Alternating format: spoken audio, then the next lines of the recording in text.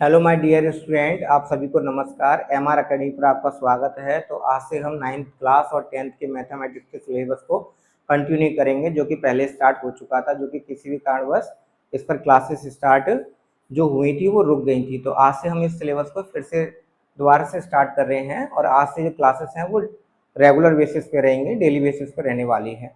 तो चलिए आज से हम अपना नया चैप्टर स्टार्ट करने जा रहे हैं, जिसका नाम है बहुपद।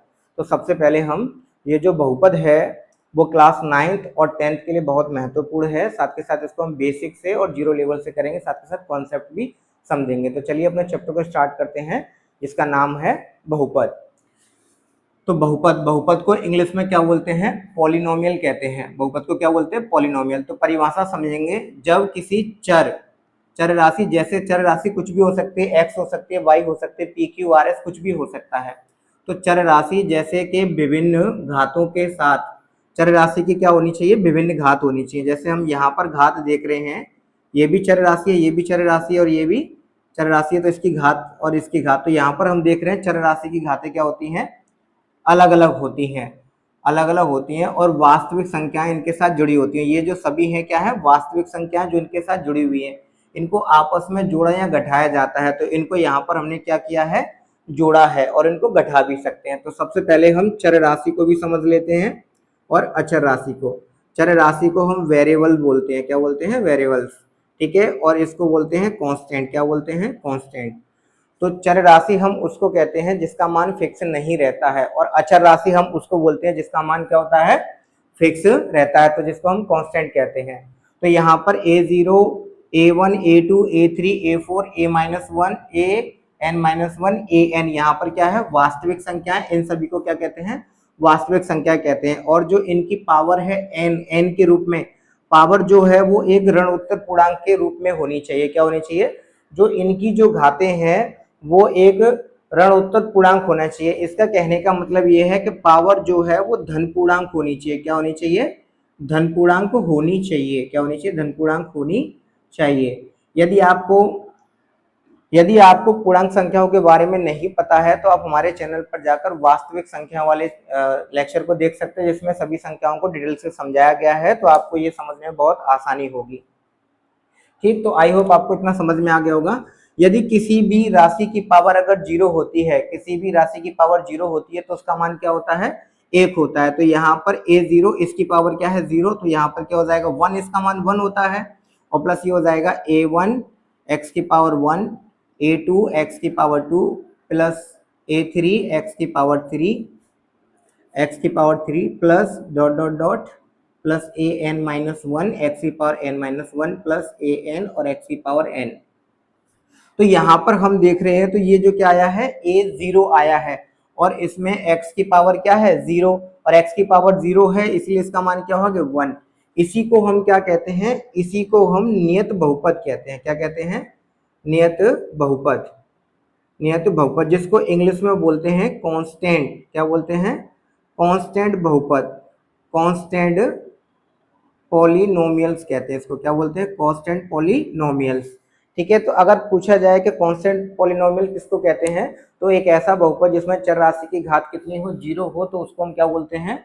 नियत बहुपद कहते हैं। तो नियत बहुपद में चर राशि की घात कितनी होती है? जीरो। तो नियत बहुपद में जो नियत बहुपद होता है उसकी घात कितनी होती है? जीरो होती है। तो आई होप आपको अब समझ में आ गया होगा। अब हम यहाँ पर कुछ क्वेश्चनों को देखते हैं। ठीक है। क्वेश्चनों को देखने से पहले यहाँ पर एक नोट पॉइंट लिखते हैं, और नोट पॉइंट ये है कि बहुपद, जो बहुपद है उसकी घात, बहुपद में चर राशि की घात, चर राशि की घात, चर राशि की घात, चर राशि की घात क्या है? ऋणात्मक नहीं होनी चाहिए। क्या नहीं होनी चाहिए? ऋणात्मक नहीं होनी चाहिए। ऋणात्मक नहीं होनी चाहिए, और साथ के साथ वह क्या होनी चाहिए? पूर्णांक संख्या होनी चाहिए। क्या होनी चाहिए? पूर्णांक संख्या। तो ऋणात्मक भी नहीं होनी चाहिए और साथ के साथ पूर्णांक संख्या भी होनी चाहिए। तो अब हम इसको देखते हैं, क्या यह बहुपद है? तो हम कहेंगे हाँ, यह बहुपद है। क्या है? यह बहुपद है। अगर ये बहुपद क्यों है तो इसको देखते हैं। यहाँ पर ये चर राशि है, उनकी घात क्या है? पूर्णांक संख्या है, और पूर्णांक संख्या क्या होती है, ऋण उत्तर पूर्णांक कह रहा है। ऋण उत्तर पूर्णांक का मतलब हो गया धन पूर्णांक संख्याएं। क्या होती हैं, धन पूर्णांक संख्याएं, जो 0 से लेके अनंत तक होती हैं प्लस की। तो इसकी भी पावर प्लस की है, इसकी भी पावर प्लस की है, वो भी पूर्णांक है, इसलिए यह क्या है, एक बहुपद है। अगर इसमें हमें कारण देना चाहिए कि क्यों बहुपद है, तो हम इसमें कहेंगे कि चर राशि की घात, चर राशि की घात क्या है, धनात्मक, चर राशि की घात धनात्मक पूर्णांक है। क्या है, चर राशि की घात धनात्मक पूर्णांक है। अगर हम इसमें भी बात करें तो x square plus x plus 1, यहाँ पर भी चर राशि की घातें हमें क्या दिख रही हैं कि ऋणोत्तर पूर्णांक है। ऋणोत्तर पूर्णांक का मतलब क्या होगा, धनात्मक पूर्णांक संख्या। और धनात्मक पूर्णांक संख्या क्या होती है, 0 से लेकर प्लस इनफाइनाइट तक। तो यहाँ पर भी इनकी जो घातें हैं वो प्लस की हैं और पूर्णांक संख्याएं हैं, इसलिए यह भी एक बहुपद है। अब हम इसको समझते हैं, क्या यह बहुपद है, तो इसको लिखते हैं √2x प्लस √3 और x की पावर 1/2। तो यहाँ पर हम देख रहे हैं जो 1/2 है वो क्या है, पूर्णांक संख्या नहीं है। क्या है, धनात्मक, धनात्मक पूर्णांक संख्या नहीं है। ना तो ये पूर्णांक है, तो धनात्मक तो बाद में होगा, सबसे पहले ये पूर्णांक ही नहीं है। तो हम देख रहे हैं कि यहाँ पर जो x की पावर है वो 1/2 क्या है, 1/2 है, जो कि पूर्णांक संख्या नहीं है, इसलिए यह बहुपद, यह बहुपद नहीं है। क्या है, यह बहुपद नहीं है। तो आप समझ गए होंगे कि यह बहुपद नहीं है। अगर इसमें कारण पूछे तो कारण क्या हो जाएगा, कारण ये हो जाएगा कि इसकी जो घात है, इसकी जो घात है, घात, घात क्या है, वो धनात्मक पूर्णांक नहीं है। जो सेकंड वाला पद है उसमें चर राशि की घात जो है वो धनात्मक पूर्णांक नहीं है, इसलिए यह बहुपद नहीं है। नेक्स्ट चलते हैं। अगर हम इसमें देख रहे हैं x की पावर, मतलब चर राशि की पावर क्या है 3 और यहाँ पर चर राशि की पावर क्या है 2। तो अगर चर राशि की पावर क्या है, यहाँ पर धन पूर्णांक है, इसलिए यह क्या है, यह बहुपद है। क्या है, यह बहुपद है। अगर इसके कारण की बात की जाएगी तो कारण में हम लिखेंगे क्योंकि, क्योंकि इसमें चर राशि की घात, चर राशि की घात क्या है, धन पूर्णांक है। क्या है, धन पूर्णांक है, इसलिए यह बहुपद है। ठीक, अब हम बात करते हैं इस वाले क्वेश्चन को लेकर बात करते हैं। इस क्वेश्चन को देखा जाए तो इसमें लिखा है x³ प्लस 2y x की पावर 3 और प्लस 15। तो सबसे पहले हम इसको क्या करेंगे, इसको मानक रूप में लिखेंगे। मानक रूप क्या होता है उसको हम अभी आपको बताएंगे। तो यहाँ पर अगर इसको मानक रूप में लिखें तो पहले इसको हम मानक रूप में लिखेंगे। क्या करेंगे, मानक रूप में। तो मानक रूप में अगर लिखा जाए तो x की पावर 3 और ये 2 और x की पावर 3 को ऊपर ले जाएंगे तो माइनस की हो जाएगी और ये प्लस 15 हो जाएगा। तो क्या है, यह बहुपद, बहुपद नहीं है। क्यों नहीं है, इसका कारण समझते हैं। कारण ये है कि इसमें जो चर राशि है, चर राशि की जो घात है वो क्या है, पूर्णांक नहीं है। क्या है, धन पूर्णांक नहीं है, धन पूर्णांक होनी चाहिए। जबकि यहाँ पर चर राशि की घात क्या है, -3 है। क्या है, -3 है। तो यहाँ पर लिखेंगे बहुपद के द्वितीय पद में, बहुपद के द्वितीय पद में चर राशि की घात, चर राशि की घात धन पूर्णांक नहीं है। क्या है, धन पूर्णांक नहीं है, इसलिए यह बहुपद नहीं है। तो आई होप आपको ये समझ में आ गया होगा कि हम किस तरीके से बहुपद को बताएंगे, कौन बहुपद होगा और कौन बहुपद नहीं होगा। तो बहुपद को पहचानने के लिए बस 2 चीजें काफी हैं। पहली चीज तो ये है कि जो बहुपद है उसको हम जब देखेंगे तो उसमें जो चर राशि की घात है वो क्या है, ऋणोत्तर पूर्णांक या धन पूर्णांक संख्या होनी चाहिए। और धन पूर्णांक संख्या क्या होती है, 0 से लेकर प्लस इनफाइनाइट तक होती हैं। यदि किसी संख्या की में चर राशि की जो घात है वो ऋणात्मक है, क्या है, ऋणात्मक है, तो वह बहुपद नहीं होगा। तो हमने इसमें देखा कि इसमें चर राशि की घात भी क्या होती है, चर राशि की घात क्या है, धन पूर्णांक है, इसलिए बहुपद है। इसमें भी चर राशि की घात क्या है, धन पूर्णांक है, इसलिए यह भी बहुपद है। लेकिन इसमें जो x दे रखा है इसकी पावर 1/2 है, जो कि धन पूर्णांक संख्या नहीं है, इसलिए यह बहुपद नहीं है। फिर हमने इसको भी ऐसे ही समझा और इसको भी ऐसे ही समझा। इसको ऊपर लेके गए तो माइनस में हो गया, और यहाँ पर चर राशि में जो सेकंड पद है उसकी जो घात है वो क्या है, धन पूर्णांक नहीं है। क्या है, धन पूर्णांक नहीं है, इसलिए यह बहुपद नहीं है। तो अब आपको समझ में आ गया होगा कि हमें किस तरीके से बहुपद को बताना है कि कौन बहुपद है और कौन बहुपद नहीं है। आई होप आपको बहुपद की परिभाषा भी समझ में आ गई होगी। तो आप इसको नोट करिए, फिर हम इससे आगे बढ़ते हैं।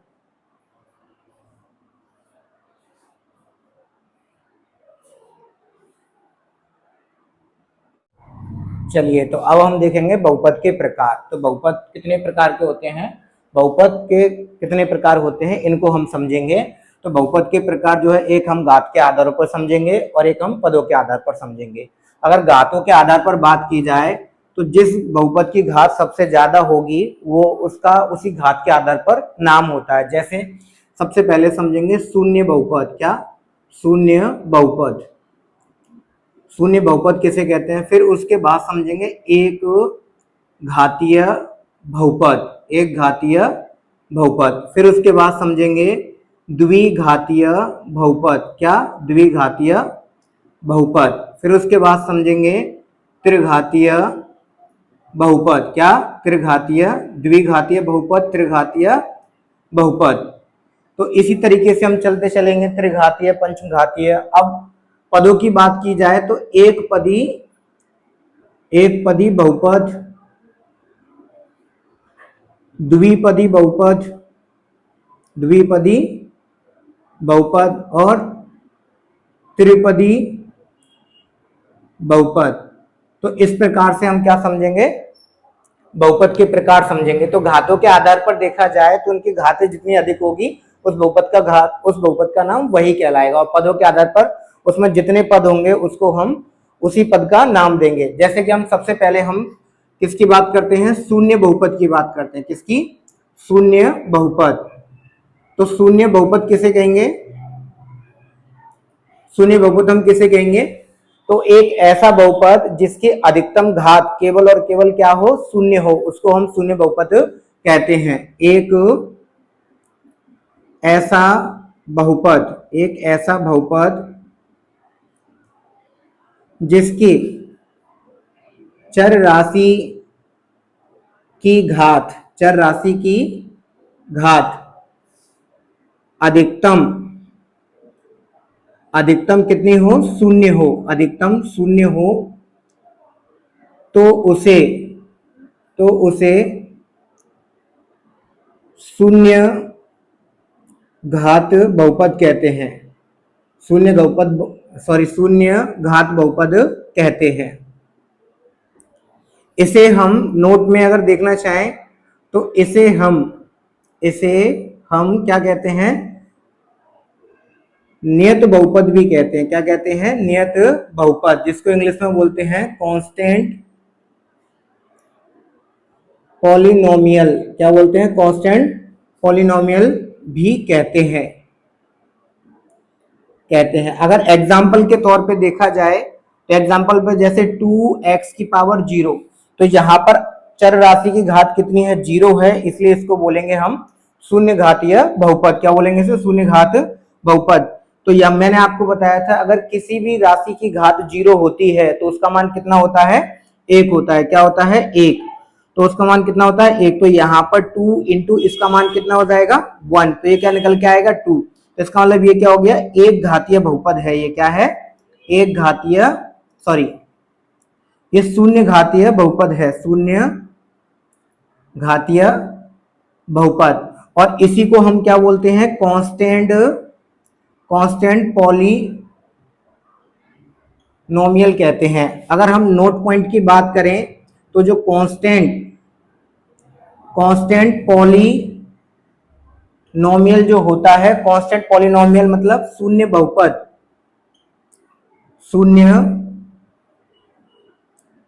बहुपद की घात हमेशा शून्य होती है। क्या होती है, शून्य होती है। तो आई होप आप समझ गए होंगे कि कांस्टेंट बहुपद किसे कहते हैं। मतलब एक ऐसा बहुपद जिसमें चर राशि की घात अधिक से अधिक क्या हो, शून्य हो, तो उसे हम क्या बोलते हैं, शून्य बहुपद या कांस्टेंट बहुपद कहते हैं। और इसी को हम क्या बोलते हैं, नियत बहुपद भी कहते हैं, पॉलिनोमियल। ठीक, तो आई होप आपको समझ में आ गया होगा। अब हम सेकंड की बात करते हैं। सेकंड क्या है? एक घातीय बहुपद। तो एक घातीय बहुपद हम किसे कहते हैं? वह बहुपद जिसमें चर राशि की घात अधिक से अधिक कितनी हो? एक हो, तो उसे हम एक घातीय बहुपद कहते हैं। तो इसकी परिभाषा क्या हो जाएगी? वह बहुपद जिसमें चर राशि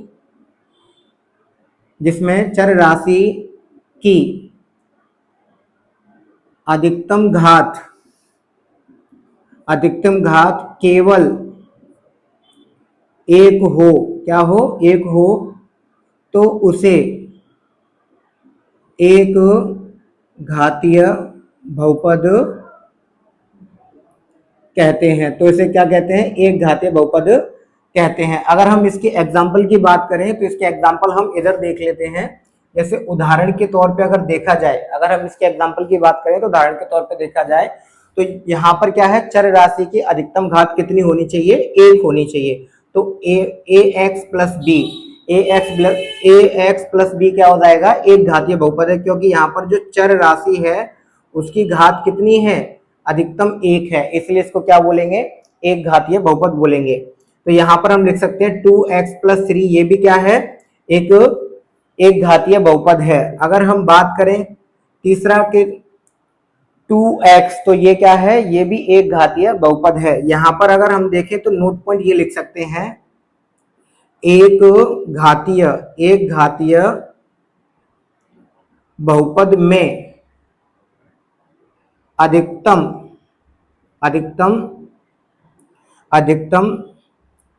केवल दो पद हो सकते हैं। केवल दो पद हो सकते हैं। कितने होंगे? केवल दो पद हो सकते हैं अधिकतम, कम से कम तो एक भी हो सकता है। तो पहला पॉइंट ये हो गया।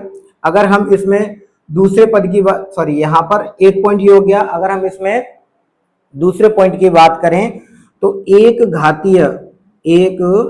घातीय बहुपदों के शून्यों की संख्या केवल और केवल एक होती है। क्या होती है? केवल और केवल एक होती है। इन नोट पॉइंटों का तात्पर्य यह है कि जो एक घातीय बहुपद होगा उसकी अधिक से अधिक घात कितनी होगी? एक होगी। और किसकी? चर राशि की। वह बहुपद जिसमें चर राशि की अधिकतम घात केवल एक हो उसे एक घातीय बहुपद कहते हैं। और एग्जाम्पल के तौर पे देखा जाए तो ax+b, जिसमें x क्या है? एक चर राशि है और उसकी अधिकतम घात कितनी है? एक। तो हम दूसरा एग्जाम्पल भी ले सकते हैं 2x+3, तीसरा एग्जाम्पल भी ले सकते हैं 2x। तो यहाँ पर एक नोट पॉइंट देखें तो एक घातीय बहुपद में अधिकतम केवल दो पद हो सकते हैं। कितने पद हो सकते हैं? दो। एक पद तो ये हो गया और एक ये हो गया, तो इसमें अधिकतम कितने पद हो गए? दो। और न्यूनतम पदों की बात की जाए तो न्यूनतम इसमें केवल एक पद होगा। कितना होगा? एक। अगर दूसरा नोट पॉइंट देखा जाए तो एक घातीय बहुपदों के शून्यकों की संख्या केवल एक होती है।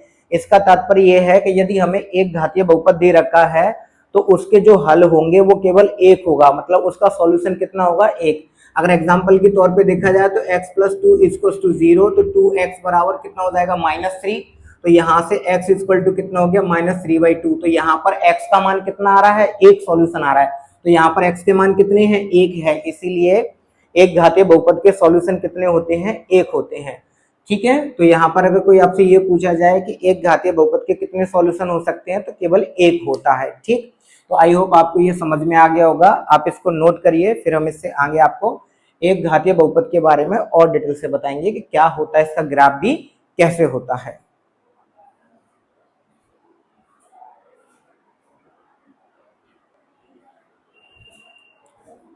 चलिए, तो अब हम इसके ग्राफ की बात करते हैं, एक घातीय बहुपद के ग्राफ की। सपोज दैट हमने माना कि px बराबर हमें दे रखा है 2x+3।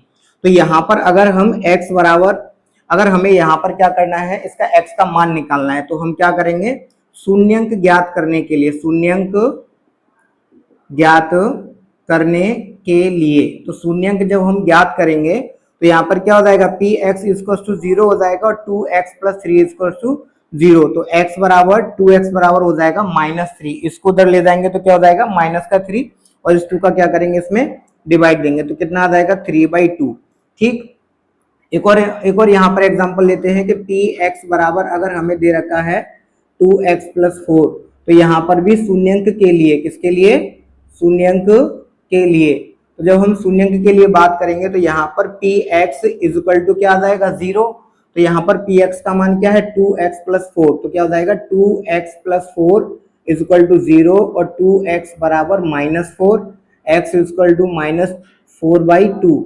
इससे इसमें डिवाइड देंगे तो x बराबर -2 आएगा। क्या आएगा, x बराबर -2। चाहे तो हम इसको रिप्रेजेंट करें एक्स एक्स वाई अक्ष पर, चाहे हम इसको रिप्रेजेंट करें, इनसे जाने वाली हमेशा जो ग्राफ होगा वो एक सरल रेखा होगा। क्या होगा, सरल रेखा। ये एक चर में बहुपद है, ना कि दो चर में। तो हम आपको एक चर में बहुपद का ग्राफ बताने जा रहे हैं। तो जैसे कि हमने इसका ग्राफ बनाते हैं, ये एक्स एक्स और ये एक्स डैश एक्स, ये वाई अक्ष और ये वाई डैश अक्ष। तो इधर जाएंगे तो प्लस के होंगे। अब हमें क्या मान चाहिए, ये भी प्लस का ही है, चलो इसको हम माइनस का कर लेते हैं, चलो इसको हम प्लस का ही रहने देते हैं। तो एक्स इक्वल टू क्या हुआ -2, तो यहाँ पर 1 माइनस का और यहाँ पर माइनस का 2। तो हमें x की वैल्यू कितनी चाहिए -2, तो x की वैल्यू -2 कहाँ से रिप्रेजेंट होती है, यहाँ से। तो हम देख रहे हैं तो ये क्या है, एक सरल रेखा है। क्या है, एक सरल रेखा को रिप्रेजेंट करता है। अगर हम इसके ग्राफ को देखें तो यहाँ पर ये ग्राफ आ रहा है, ये एक्स एक्स और ये एक्स एक्स डैश, ये वाई और ये वाई डैश। तो यहाँ पर कितना दे रखा है -3/2, तो यहाँ पर -1 और यहाँ पर हम मान लेते हैं ये है आपका -3/2। तो यहाँ पर अगर हम देख रहे हैं तो ये कहाँ से होकर गुजर रहा होगा, यहाँ से, क्योंकि x इक्वल टू क्या दे रखा है -3/2। तो x का मान यहाँ पर -3/2 है। तो ये भी किसको रिप्रेजेंट कर रहा है, एक सरल रेखा को रिप्रेजेंट कर रहा है। तो इसका तात्पर्य यह हुआ कि जो एक घातीय बहुपद है, इसका तात्पर्य क्या हुआ, एक घातीय बहुपद का जो ग्राफ होता है वो क्या होता है, सरल रेखा होती है। तो एक घातीय बहुपद का ग्राफ क्या होता है, एक ग्राफ एक सरल रेखा होती है। क्या होती है, सरल रेखा। तो हमेशा ध्यान रखना जब आपसे पूछी जाए कि एक घातीय बहुपद का ग्राफ क्या होता है, तो एक घातीय बहुपद का ग्राफ क्या होता है, एक सरल रेखा होती है। क्या होती है, एक सरल रेखा। ठीक, तो आई होप आपको समझ में आ गया होगा कि एक घातीय बहुपद किसे कहते हैं और इसके क्या इंपॉर्टेंट पॉइंट है, हमने आपको सभी नोट करा दिए हैं। तो आप इसको नोट कर लीजिए, फिर उसके बाद हम द्विघातीय बहुपद देखेंगे, फिर उसके बाद त्रिघातीय बहुपद को समझेंगे। तो आप इसको नोट करिए।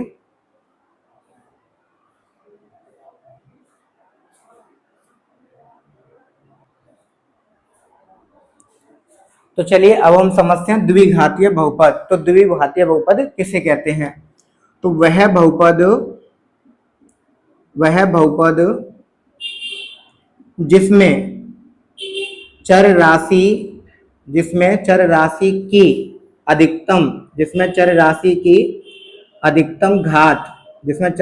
अधिकतम घात केवल और केवल 2 हो, उसे हम द्विघातीय बहुपद कहते हैं। द्विघातीय बहुपद कहते हैं। क्या कहते हैं, द्विघातीय बहुपद कहते हैं। अब इसमें कुछ इंपॉर्टेंट पॉइंट समझते हैं। अगर इसके एग्जांपल की बात की जाए तो कुछ एग्जांपल समझ लेते हैं, जैसे ax² bx + c या 2x² + 3 या 2x² + x, या फिर हम कह सकते हैं 3x² etc। तो जैसा कि हमने इसमें देखे हैं कि सभी जो बहुपद है उनकी अधिकतम घात कितनी है, 2। कितनी है, 2। और द्विघात बहुपद में ज्यादा से ज्यादा मतलब अधिकतम से अधिकतम कितने पद हो सकते हैं, 3। तो क्या हो सकते हैं, 3। तो अब यहाँ पर हम नोट पॉइंट देखेंगे। तो नोट पॉइंटों में क्या हो जाएगा, द्विघातीय बहुपद में अधिकतम अधिकतम अधिकतम तीन पद और न्यूनतम न्यूनतम एक पद होता है। क्या होता है? न्यूनतम एक पद होता है। नंबर टू क्या है? द्विघातीय द्विघातीय बहुपद द्विघातीय बहुपद में शून्यंकों की संख्या कितनी होती है? 2 होती है। कितनी होती है? 2 होती है।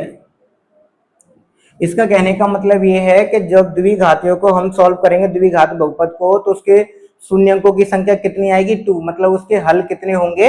2 होंगे। अर्थात उसके हलों की संख्या, किसके? नंबर ऑफ सॉल्यूशन, हलों की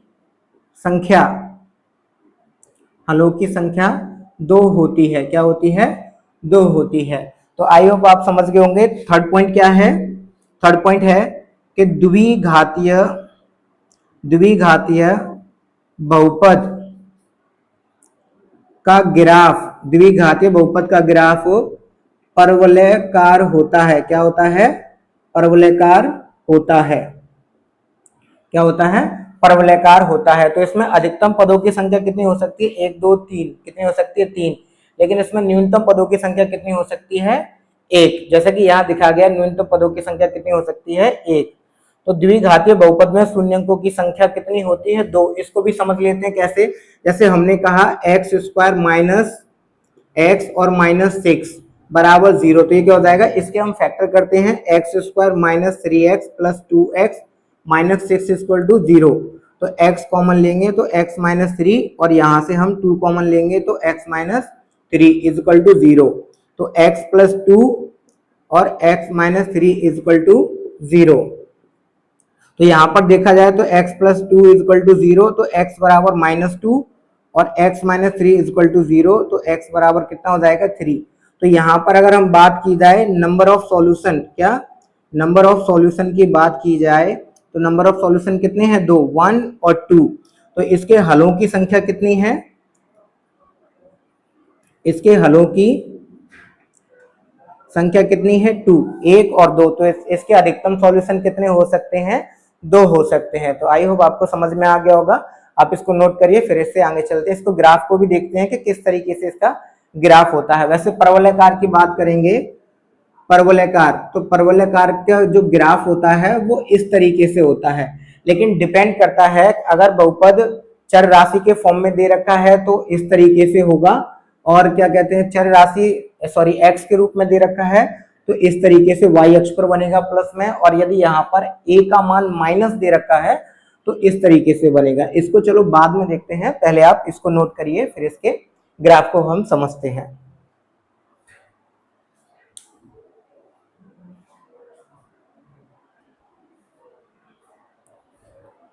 तो चलिए अब हम इसके ग्राफ को समझते हैं। द्विघातीय बहुपद का ग्राफ क्या होता है?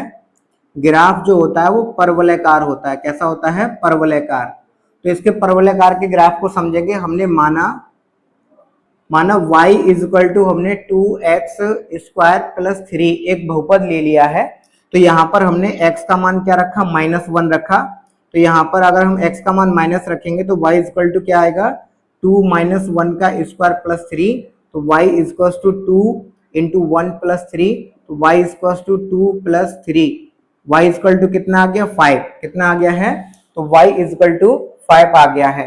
तो यहाँ पर हम x बराबर 1 रखकर चेक करते हैं। तो y बराबर 2 इंटू 1 का स्क्वायर प्लस 3। तो y is equal to 2 into 1 plus 3। तो y इज इक्वल टू भी कितना आ जाएगा? 5। तो यहाँ पर देखा जाए तो यहाँ y का मान भी 5 है और यहाँ पर y का मान भी 5 है। लेकिन x का मान अगर हम यहाँ देखें तो यहाँ कितना रखा गया है? -1, और यहाँ पर x का मान कितना रखा गया है?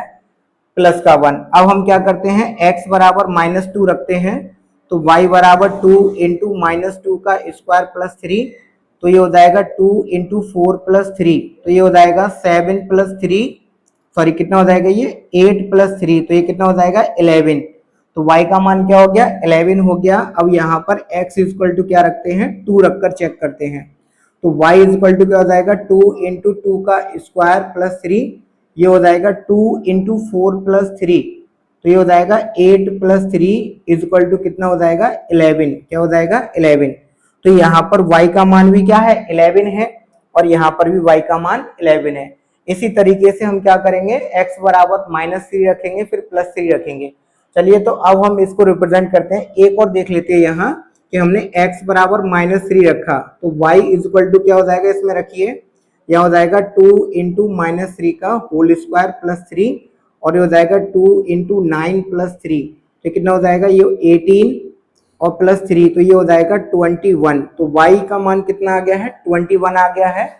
इधर भी हम क्या करते हैं x इज इक्वल टू -3 रख लेते हैं, तो इसमें x इज इक्वल टू +3 रखिए, तो जब हम इसमें +3 रखेंगे तो 2 इंटू 3 का होल स्क्वायर और प्लस 3, तो जाएगा 2 इंटू 9 प्लस 3, तो ये जाएगा 18 प्लस 3, तो y इज इक्वल टू कितना आ गया 21, कितना आ गया है 21। तो यहाँ पर भी 21 है और यहाँ पर भी 21 है। तो इसका मतलब ये है कि जब हम x के मान रख रहे हैं तो x का मान पॉजिटिव और नेगेटिव दोनों ले रहे हैं, लेकिन y का मान क्या है सेम प्राप्त हो रहा है। तो हम इसके लिए ग्राफ समझते हैं। सबसे पहले हम यहाँ एक ग्राफ बनाते हैं, इस तरीके से यहाँ एक ग्राफ बना लेते हैं।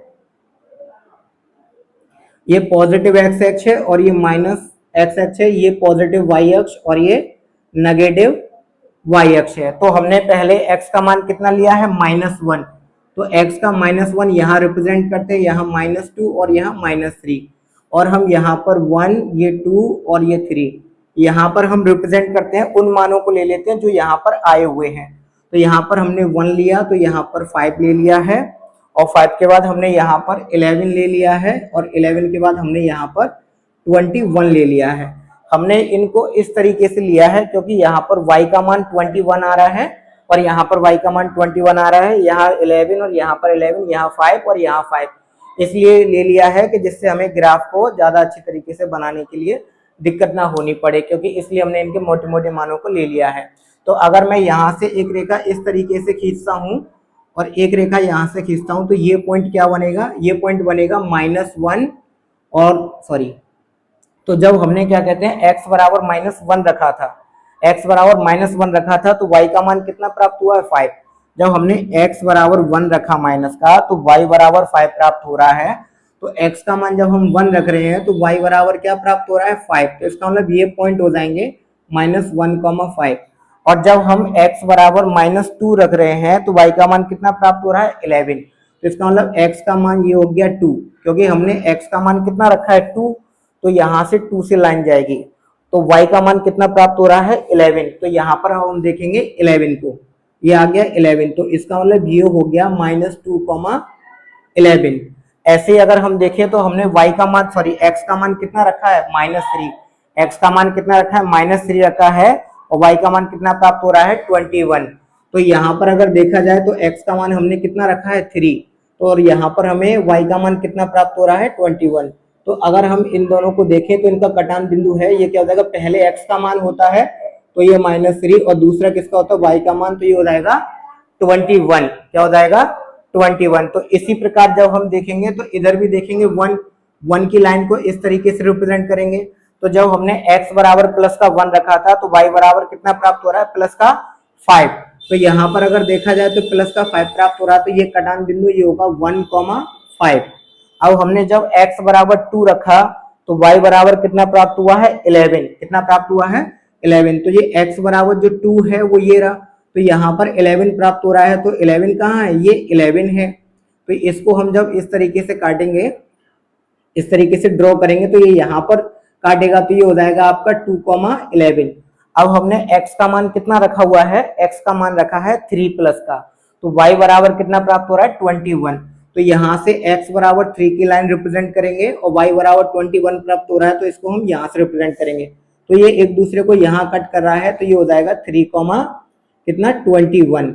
अब हम इन सभी ग्राफों को मिलाते हैं, तो जब हम इन ग्राफों को मिलाएंगे, सपोज दैट अगर हम यहाँ पर 0 रखते हैं, क्या करते हैं इसमें 0 रखते हैं, x बराबर अगर मैंने 0 रखा तो y बराबर क्या प्राप्त हो जाएगा 0 + 3, तो y बराबर प्राप्त हो जाएगा 3। जब हम इसमें x बराबर 0 रख रहे हैं तो y बराबर हमें कितना प्राप्त हो रहा है 3, तो तो इसका मतलब ये है कि ये जो ग्राफ स्टार्ट होगा वो कितने से स्टार्ट होगा, 3 से, क्योंकि जब मैंने x बराबर 0 रखा तो ये वाले बिंदु क्या हो जाएंगे, ये वाले जो बिंदु है ये हो जाएगा 0,3। तो इसका मतलब ये जो ग्राफ है वो इस तरीके से बनेगा। किस तरीके से बनेगा, ये जो ग्राफ है वो इस तरीके से बनेगा। तो आपको समझ में आ गया होगा कि कहने का मतलब ये है जो ग्राफ जो है इसी ग्राफ को हम कहते हैं क्या, परवलयकार। क्या कहते हैं, परवलयकार। तो इसी ग्राफ को हम क्या कहते हैं, परवलयकार कहते हैं। तो आई होप अब हमने जाना कि जो द्विघातीय बहुपद होता है उसका ग्राफ क्या होता है, परवलयकार होता है। तो इस तरीके से हम ग्राफ को रिप्रेजेंट करते हैं। अब इसमें कुछ नोट पॉइंट है उनको देख लीजिए। तो पहला नोट पॉइंट ये है कि यदि हमें दे रखा है y equal to A X square और बी एक्स प्लस सी, अगर यहाँ पर a जो है 0 से बड़ा है तो इसका जो ग्राफ होगा वो प्लस एक्स, इसका जो ग्राफ होगा वो प्लस वाई अक्ष पर बनेगा। किस पर बनेगा, प्लस वाई अक्ष पर बनेगा।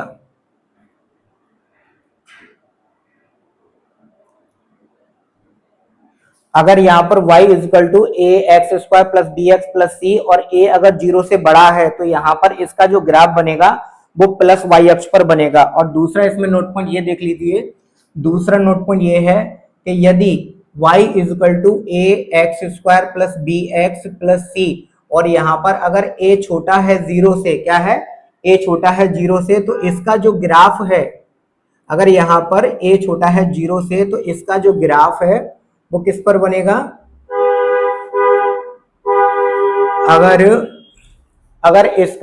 अगर ये y equal to A X square plus B X plus C है और यहाँ पर a का मान 0 से छोटा है तो इसका जो ग्राफ है वो माइनस वाई अक्ष पर बनेगा। किस पर बनेगा, माइनस वाई अक्ष पर बनेगा। किस पर बनेगा, माइनस वाई अक्ष पर। और अगर इसी में अगर हम बात करें, चौथा पॉइंट, सॉरी, इसमें तीसरा पॉइंट क्या है, तीसरा पॉइंट ये है कि यदि बहुपद जो है, बहुपद कौन सा बहुपद, द्विघातीय बहुपद, यदि यह y के चर में है तो इसकी सेम अपोजिट डायरेक्शन हो जाएंगी। कैसे कि y यहां पर हो जाएगा x equal to A Y square plus B Y plus C, और अगर यहाँ पर a जो है वो 0 से बड़ा है तो इसका ग्राफ कहाँ बनने वाला है, प्लस एक्स अक्ष पर। किस पर बनने वाला है, प्लस एक्स अक्ष पर बनेगा। किस पर बनेगा, प्लस एक्स अक्ष पर। ठीक, अगर हम इसमें एक और कंडीशन देखें,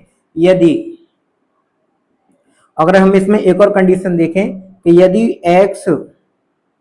यदि x equal to A Y square plus B Y plus C, क्या, a बराबर A X square plus B Y plus C और यहाँ पर a जो है वो 0 से छोटा है तो इसका ग्राफ कहाँ बनेगा, नेगेटिव एक्स अक्ष पर बनेगा। किस पर बनेगा, नेगेटिव एक्स अक्ष पर। किस पर बनेगा, नेगेटिव एक्स अक्ष पर।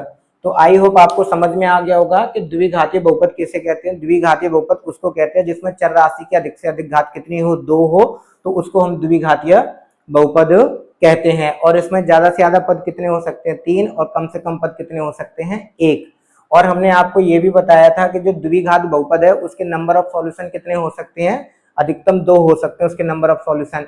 ठीक, अब हमने आपको ये भी बताया था कि द्विघात बहुपद का ग्राफ जो है वो कैसा होता है, परवलयकार होता है। कैसा होता है, परवलयकार होता है। और परवलयकार कैसा होता है, इस तरीके के रूप को हम क्या बोलते हैं, परवलयकार को कहते हैं। परवलयकार वक्राकार में आता है तो परवलयकार होता है। और परवलयकार किस तरीके से बनेगा, हमने आपको इस तरीके से सिद्ध करके बताया है। तो आई होप आपको समझ में आ गया होगा। आप इसको नोट कर लिए, फिर हम इसके ये चारों पॉइंटों हैं उसको एक सीक्वेंस में लिखकर आपको बता देंगे। तो आई होप आप इसको नोट करो। तो चलिए, अब हमने देखा कि द्विघातीय बहुपद का ग्राफ क्या होता है, परवलयकार होता है। तो इसकी चारों कंडीशनों को एक बार एक एक करके समझते हैं। तो पहली कंडीशन ये है कि यदि बहुपद क्या है, यदि बहुपद x चर राशि के रूप में है, किसमें है, x चर राशि के रूप में है, तब इसके ग्राफ की बात करेंगे। तो क्या करेंगे, ग्राफ की बात करेंगे। तो जैसे कि हमने बात की कि y equal to A X square plus B X plus C रखा है और यहाँ पर a जो है वो 0 से बड़ा है। किससे है, ए जो है वो 0 से बड़ा है तो इसका मान क्या प्राप्त होगा, हमें पॉजिटिव प्राप्त होगा, क्योंकि जब यहाँ पर ए प्लस का आएगा तो हमें क्या प्राप्त होने वाला है, पॉजिटिव प्राप्त होना है। जब पॉजिटिव प्राप्त होगा तो उसका ग्राफ जो है वो कहाँ बनेगा, उसका ग्राफ प्लस एक्स अक्ष पर बनता है, किस पर, सॉरी, तो उसका जो ग्राफ है वो किस पर बनेगा, प्लस वाई अक्ष पर बनता है। किस पर बनता है, प्लस वाई अक्ष पर बनता है। सेकंड कंडीशन इसी में अगर बात की जाए तो सेकंड कंडीशन ये है कि यदि y बराबर A X square plus B X plus C है और a जो है उसका मान 0 से छोटा है, यदि y बराबर A X square plus B X plus B, sorry, A X square plus B X plus C है, क्या है, प्लस सी है, तो जब हम a का मान रखेंगे तो 0 से छोटा रखेंगे और 0 से छोटे का मतलब हो गया माइनस, तो x का मान, तो यहाँ पर जब हम a का मान 0 से छोटा रखेंगे तो यहाँ क्या आएगा, माइनस, तो y का मान किस में प्राप्त हो रहा होगा, माइनस में। किसका प्राप्त हो रहा होगा, माइनस में।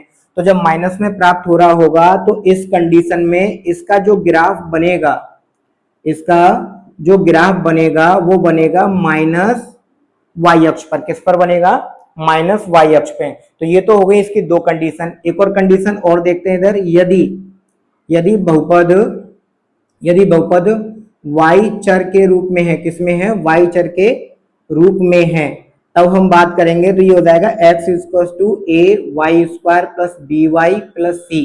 तो यहाँ पर क्या हो जाएगा, यहाँ पर अगर हम बात की जाए, अगर a का मान 0 से बड़ा है तो यहाँ पर अगर a का मान हमने 0 से बड़ा लिया, यहाँ पर a का मान जो है हमने 0 से बड़ा लिया है, तो यहाँ क्या आएगा, प्लस, और प्लस आएगा तो इसका मतलब हो गया कि इसका जो ग्राफ बनेगा वो प्लस एक्स अक्ष पर बनेगा। किस पर बनेगा, प्लस एक्स अक्ष पर। तो ये हो गई इसकी तीसरी कंडीशन।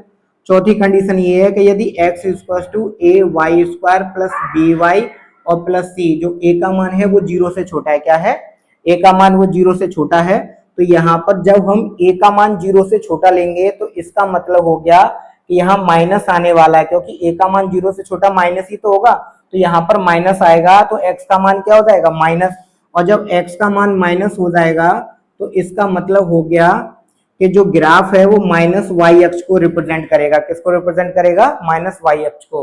तो आई होप आपको समझ में आ गया होगा। इसी तरीके से हम समझेंगे त्रिघातीय बहुपद। तो त्रिघातीय बहुपद क्या होगा, तो त्रिघातीय बहुपद हम उस बहुपद को कहते हैं जिसमें चर राशि की घात अधिक से अधिक कितनी हो, 3 हो। तो त्रिघात बहुपद हम किसे कहते हैं, एक ऐसा बहुपद जिसमें चर राशि की घात अधिक से अधिक केवल कितनी हो, 3 हो, तो इसको त्रिघात समीकरण कहते हैं। एक नोट पॉइंट यहां लिख लीजिए आप। एक नोट पॉइंट ये है कि बहुपद की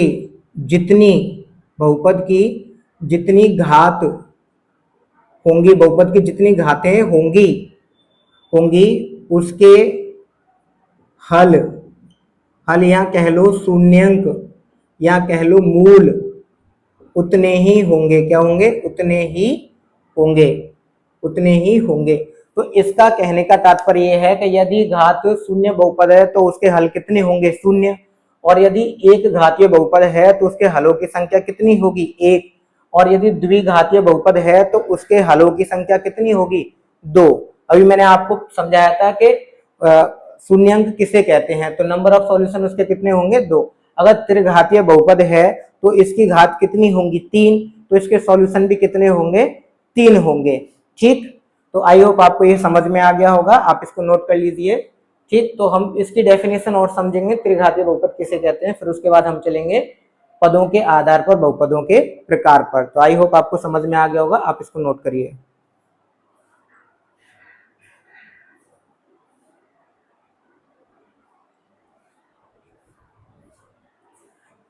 चलिए, तो अब हम समझते हैं त्रिघातीय बहुपद। त्रिघातीय बहुपद किसे कहते हैं, वह बहुपद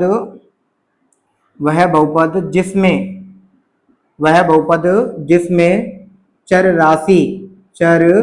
राशि की घात, क्या, चर राशि की घात अधिकतम 3 हो, क्या हो, अधिकतम 3 हो, उसे हम क्या कहेंगे, उसे त्रिघातीय बहुपद कहते हैं। क्या कहते हैं, त्रिघातीय बहुपद कहते हैं। ठीक, अगर एग्जाम्पल के तौर पे देखा जाए तो A X cube plus B X plus B X square plus C X plus D, और यहाँ पर हम कह सकते हैं ए, यहाँ पर 3x³ प्लस 2x², एग्जाम्पल के तौर पे 3x³ प्लस 2 और 3x³ ETC। तो ये सभी इसके एग्जाम्पल हैं, क्योंकि सभी में अधिक से अधिक कितनी घात दे रखी है, 3। तो हम त्रिघात बहुपद किसे कहते हैं, एक ऐसा बहुपद जिसमें चर राशि की घात अधिकतम कितनी हो, 3 हो, तो उसे हम त्रिघातीय बहुपद कहते हैं। इसमें हम कुछ नोट पॉइंट देखेंगे। नोट पॉइंट को देखा जाए तो इसमें सेम वही पहला नोट पॉइंट ये है कि इसमें अधिकतम पदों की संख्या, तो अधिकतम पदों की संख्या 3 हो सकती है। कितनी हो सकती है, सॉरी 4, कितनी हो सकती है, 4 होती है। अधिकतम पदों की संख्या 4 होती है। और न्यूनतम पदों की संख्या कितनी होती है, 1 होती है। कितनी होती है, 1 होती है। और दूसरा पॉइंट ये है कि जितनी इसकी घात है उतने ही इसके सॉल्यूशन होंगे। जैसा कि हमने अभी लिखवाया था कि एक बहुपद की घात अधिकतम जितनी होगी उसके नंबर ऑफ सॉल्यूशन भी उतने होंगे। तो इसके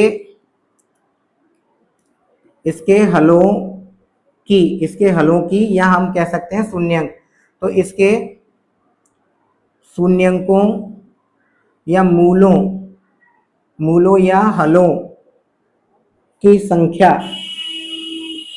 3 होगी। क्या होगी, 3 होगी। क्यों 3 क्यों होगी, क्योंकि इसके अधिकतम घात कितनी है, 3 है, इसलिए इनके हलों की संख्या कितनी होगी, 3। तो आप इस तरीके से पहचान सकते हैं कि यदि एक बहुपद के शून्यंकों की संख्या 3 है, तो वह कौन सा घातीय समीकरण होगा। तो अगर उसके शून्यंकों की संख्या 3 है तो वह त्रिघातीय समीकरण होगा। तो आई होप आपको ये समझ में आ गया होगा। तो आप इसको नोट करिए। फिर इसके बाद हम चलते हैं पदों के आधार पर। तो हम बहुपदों के जो प्रकार है वो पदों के आधार पर समझेंगे, लेकिन उससे पहले हम इन पर आधारित कुछ क्वेश्चनों को देखेंगे। क्या है, घातों के आधार पर जो बहुपद होते हैं उन पर आधारित कुछ क्वेश्चनों को देखेंगे। तो आप इसको नोट करिए, फिर हम कुछ क्वेश्चनों को नोट करते हैं।